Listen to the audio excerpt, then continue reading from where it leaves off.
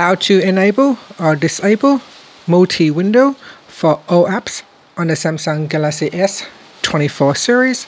First, tap on the home button to return back to the home screen. And from the home screen, swipe down at the top, then tap on the settings icon. Next, in the settings page, scroll down to the bottom and then tap on developer options. Now in here, we scroll down and then we're going to tap on multi-window for all apps.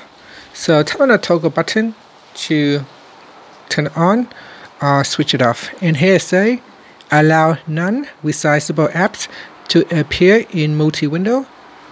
So make your selection and then tap on the home button to return back to the home screen. Thank you for watching this video. Please like and subscribe to my channel for more videos.